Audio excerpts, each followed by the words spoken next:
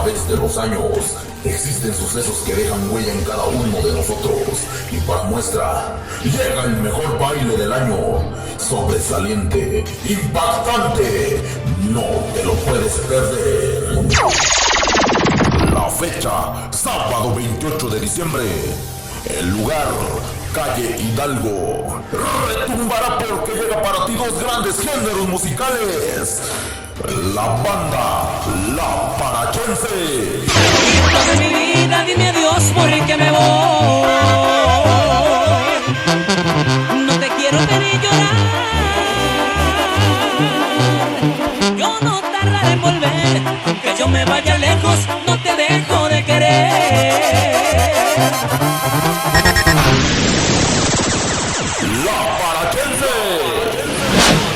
En los amores se derrota, por eso entre las copas me vine a refugiar ahí en la mesa del rincón. Me lleven la botella que no me vea llorar.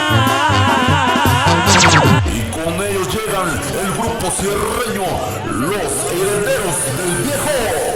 Soy alguien diferente, es lo que dicen en las calles. Que soy alguien prepotente. Por tener carácter fuerte todos hablan, nada saben. Los Herederos del Viejo. De periódico un gallito para matar el brillito. Es que me quedé en la calle sin familia, mas la suerte llegó un día. Los Herederos del Viejo.